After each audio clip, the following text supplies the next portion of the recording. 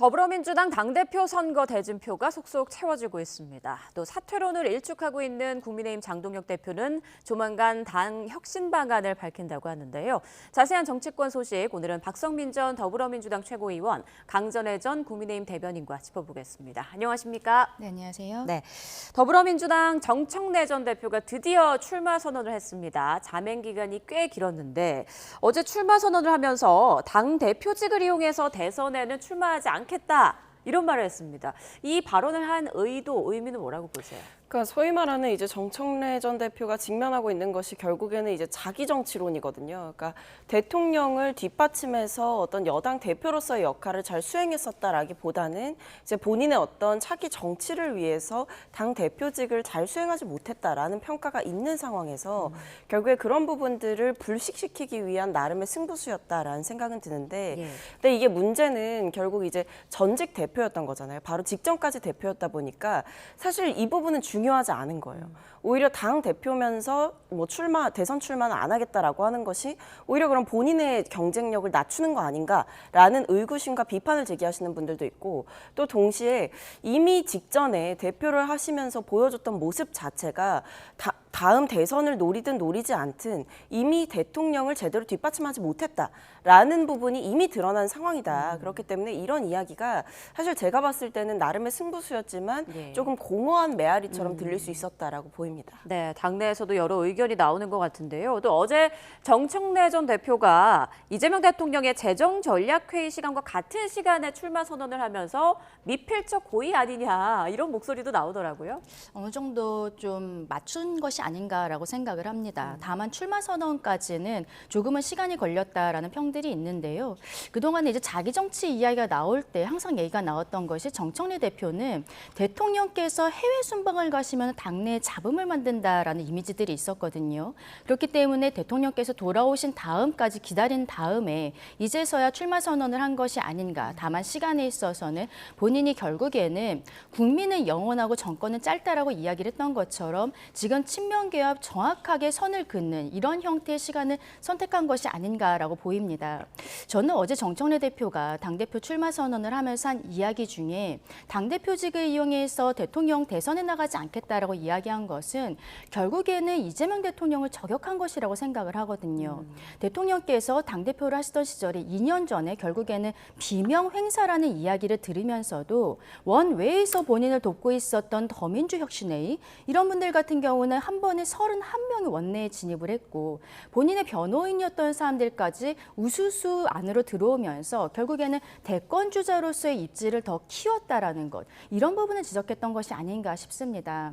한동안에는 조금은 잠잠한 듯한 모습을 보였던 것이 결국 문재인 전 대통령과 이재명 현 대통령의 만남으로 인한 것이었지만 이제부터는 본격적인 레이스가 시작되는 이상 날선 공방들이 펼쳐질 것이다 생각합니다. 네, 정 전 대표 출마 선언으로 민주당 전대는 5파전 양상을 띠게 됐습니다. 86 운동권과 3040 여성 주자의 대결 구도가 형성이 됐는데 지금 뭐 최고위 출마도 이어지고 있지만 아직 선호 투표제를 도입할지 안 할지는 결정이 안 된 거잖아요. 그러니까 사실 근데 저는 이제 룰 가지고 얘기가 좀 길어지는 거는 불필요하다고 느껴요. 왜냐하면 그 전당대회 준비위원회에서 결정한 부분이 있는 거잖아요. 그렇다고 한다면 최고위에서도 이 부분을 좀 존중해 줄 필요가 있다라고 생각합니다. 이 선호투표제 관련해서도 지난번 임시 전당대회 때 이미 저희가 뭐 의결을 해놨다. 최고위를 통해서 의결을 해놨다라는 부분이 얘기가 되고 있는 상황에서 지금 선호투표제 때문에 뭔가 전당대회를 공정하게 치를 수 없다라는 우려는 저는 기우다라고 보이고요. 솔직히 결선투표를 하든 선호투표제를 하든 이 당원들의 마음이 그리고 국민들의 마음이 특정 후보에게 쏠려 있다라고 한다면 그 부분은 어떤 제도를 도입한다라고 하더라도 결과는 사실 바뀌지 않을 거잖아요. 그런 점에서 오히려 지금처럼 이렇게 5파전 뭐 더 나아가서는 뭐 더 많아질지는 모르겠습니다만 지금 이 5파전인 상황에서 결국 이 치열한 어떤 당권 다툼 자체가 좀 빠른 시간 안에 끝낼 수 있는 방법이기도 하다. 그러니까 왜냐하면 이제 결선 투표를 하게 되면 일주일 정도 간격을 두고 다시 결선을 진행해야 되기 때문에 아주 치열해질 수가 있고 사실은 네거티브라든지 이런 수위 자체도 올라갈 우려가 있는 거죠. 그렇기 때문에 선호 투표를 근데 만약에 하게 되면 어떤 유권자들의 의사나 의지도 충분히 반영이 되면서 종합적으로 볼 수 있는 여지도 생기고 생기면서 동시에 그런 어떤 당권을 둘러싼 갈등 자체가 빠르게 끝날 수 있다. 그런 점에서 저는 지금의 어떤 당내에 이 전당대회를 둔 어떤 갈등의 수위나 이런 부분을 봤을 때 선호투표제는 전혀 문제될 것이 없다. 오히려 그것을 도입하는 게 더 적절해 보인다라는 생각이 듭니다. 모레가 이제 후보 등록일인데 그 전에는 결론이 나야 할 텐데 어떻게 결정을 할까요? 뭐 결과적으로는 예. 지금 뭐 절대 안 된다라고 버티고 계신 분들이 계신 것으로 알고 있고 그분들에 대한 어떤 설득 작업을 하고 있는 것으로 알고 있거든요. 근데 결국에 이게 그렇다고 한다면 이제 반대하시는 분들은 답변을 하셔야 되는 것이 선호투표제가 뭐가 그렇게 문제인 것인가라는 부분에 대해서 답변을 하셔야 되는 것이고, 두 번째는 전당대회 준비위원회를 우리가 꾸려서 공정하게 전당대회를 준비를 해보자라는 어떤 특별 기구를 지금 만들어서 하고 있는 상황에서 최고위가 이 부분을 존중하지 않는다라고 한다면 사실 전준위는 만들 의미가 없어요. 이유가 없습니다. 그냥 최고위에서 하면 되죠. 근데 그렇다고 한다면 지금처럼 이렇게 전준위에서 청년 최고위원제도 하자 했는데 안 되고, 지금 이렇게 선호투표제 하자 했는데 안 되고, 그럼 전당대회 준비위원회에 대한 어떤 무용지물 에 대해서는 역할에 대해서는 최고위에서 반대하시는 분들께서 어떻게 답변을 하실 것인가 예. 좀 궁금합니다. 강전혜 전 대변인님, 변호사로서 보시기에 상대 당이지만 어떻습니까? 당원 당규 위반이라고 보세요? 일단 오얏나무 아래에서는 각근도 고쳐매지 말라라고 이야기를 하는데요. 이번 전당대회 같은 경우에는 다음번 총선에 공천권이 걸려있기 때문에 굉장히 예민할 수밖에 없는 거거든요. 지금 선호투표제가 가능하다라고 이야기하시는 분들은 당원 당규상 해석이 가능하다. 그리고 작년에 있었던 임시전당대회 과정에서 의결이 있었다. 이런 이야기들을 하고 있어요. 해석상 가능하다는 것은 원칙은 결선투표제로 가야 된다는 것을 자인하고 있는 것이고, 작년 전당대회 과정에서 의결했었던 것이 이번 전당대회까지 연결된다라고 보기에는 어려운 부분들이 있거든요. 오히려 제가 보기에는 최고위에서 문제 제기를 하는 것이 당원 당규상 원칙을 지켜달라라는 이야기를 하고 있는 것이 아닌가 생각을 합니다. 좀 쉽게 생각을 해도 김민석 후보를 찍은 분들이 당원이 이순위로서 좀 송영길 대표를 찍을 가능성이 높지 않을까. 정청래 대표보다는 송영길 대표가 어떻게 보면 김민석 총리와 조금 더 가까워 보이는 이미지들이 있는 거거든요. 결국에는 비호감도가 높아 보이는 정청래 대표 입장에서는 이것을 받을 수 있는 룰이 아닌 것이죠. 그리고 저는 개인적으로 정청래 대표가 결국에는 만약에 뭐 최고위에서 이것을 결정한다라고 했을 때에도 지금까지 계속 협의가 안 되는 과정을 보이는 것 자체도 의미가 있다 생각합니다. 왜냐하면 지금 본인은 네거티브를 하지 않겠다라고 이야기를 하고 있거든요. 김민석 총리라든지 송영길 전 대표 같은 경우 계속적으로 지금 정청래 대표에 대해서 문제 제기를 하고 있는데, 오히려 정청래 대표는 통합을 이야기하고 있어요. 그리고 본인은 정당방위만 하겠다라고 이야기를 하고 있습니다.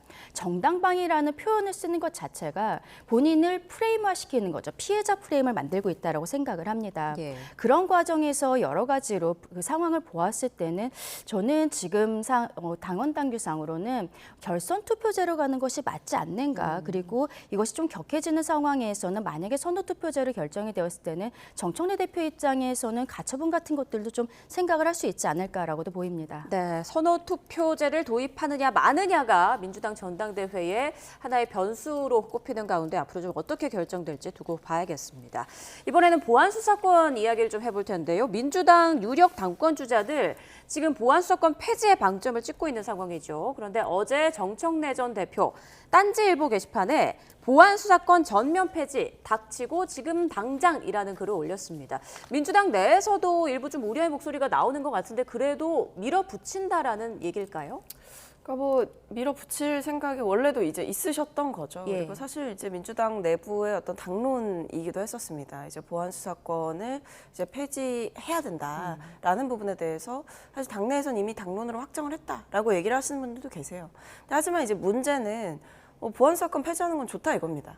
하지만 지금처럼 어떤 장윤기 사건이라던가 이렇게 이제 경찰을 제대로 견제할 수 있는 수단이 과연 보안 수사권을 폐지한다라고 하더라도 있을 수 있는가? 그러니까 기본적으로 이 수사 과정에서의 문제점을 바로잡을 기회가 있는가라는 그 질문에 대해서 사실 이른바 검찰 개혁을 강하게 주장하셨던 그것이 의원이든 아니시든 그런 분들이 이제 나와서 방송에서 하시는 말씀들이 또 문제가 되고 있어요.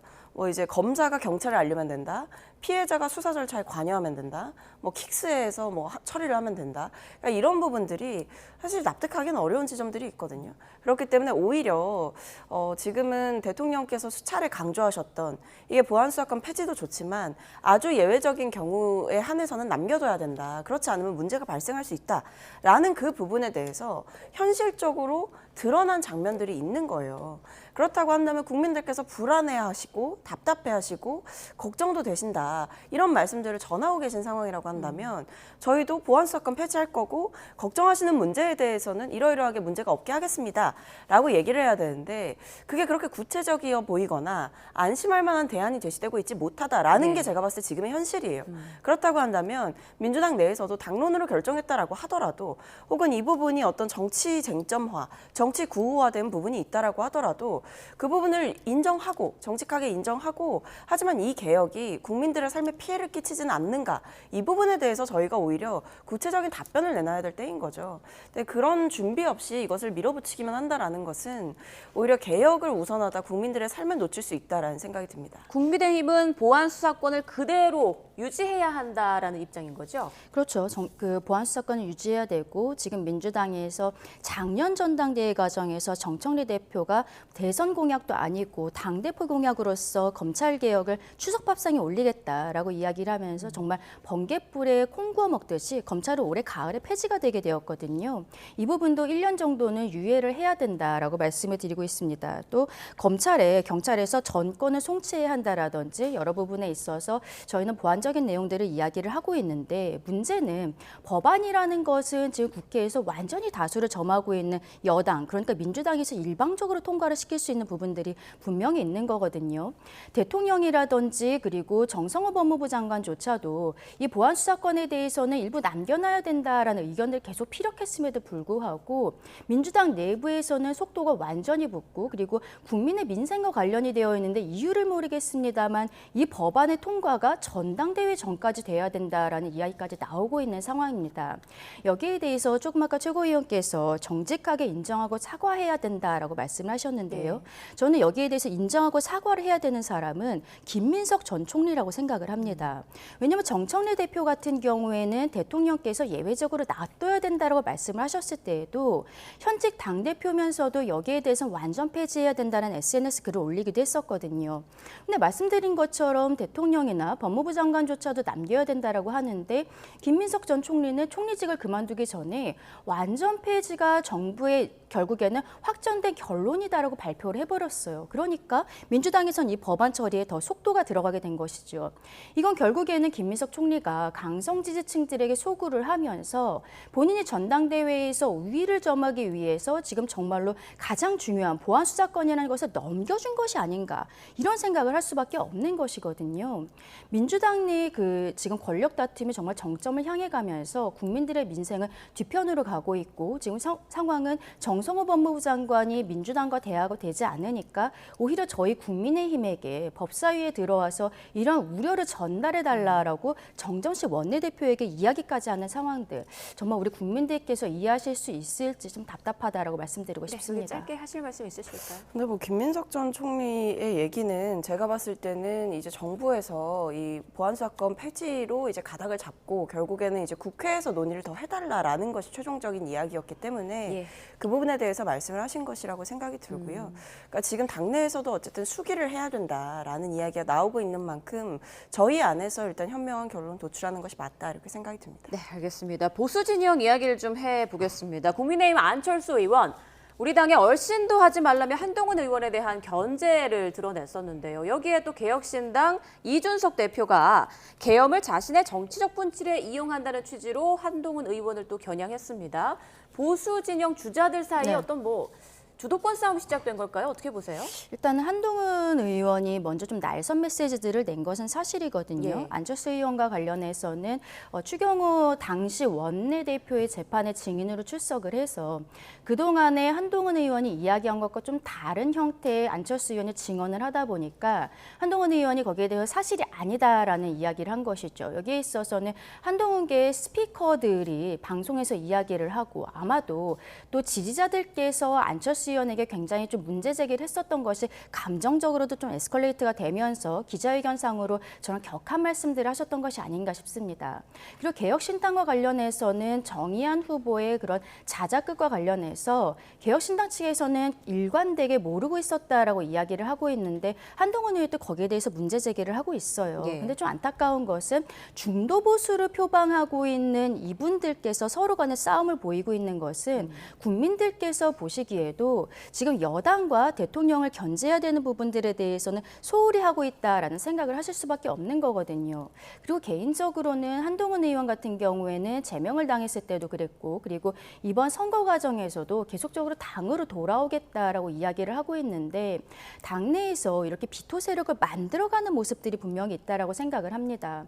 이런 것들은 결국에는 뭐 장동혁 지도부를 넘어서서 당원들께서 한동훈 의원을 받아주실 수 있는 감정적인 토대가 마련이 돼야 되는데 한동훈이라는 인물이 다시 당으로 들어오면은 더 시끄러워지는 것 아니야? 이런 이미지도 만들 수가 있는 거거든요. 정무적으로 판단을 조금 더 착실하게 해야 되지 않나 생각합니다. 네, 국민의힘은 정의한 사태를 계기로 이준석 개혁신당 대표의 그 책임을 지적하고 있는 그런 상황인데 이번 사태로 보수 진영 재편에 불이 붙고 있다라는 시각도 나오더라고요. 지금 다른 당에서 보기엔 어떻습니까? 근데 뭐 냉정하게 보면 보수 그 진영의 재편이라기보다는 예.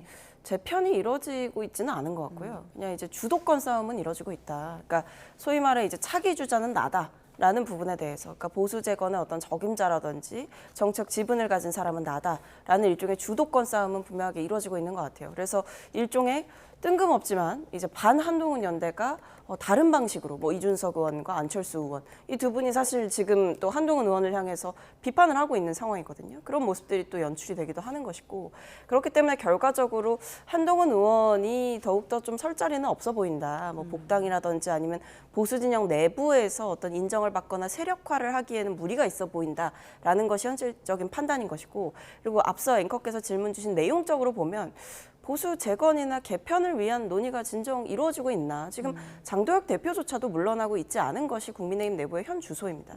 그렇기 때문에 어떤 보수 진영의 개편이나 이런 부분이 내용적으로 이루어지기보다는 형식적으로 지금 어떤 권력을 둘러싼 혹은 차기 주자를 둘러싼 부분에서 일종의 기싸움이 이루어지고 있다. 이렇게 보입니다. 네, 알겠습니다. 두 분 말씀은 오늘 여기까지 듣겠습니다. 박성민 전 더불어민주당 최고위원, 강전혜정 국민의힘 대변인과 함께했습니다. 고맙습니다.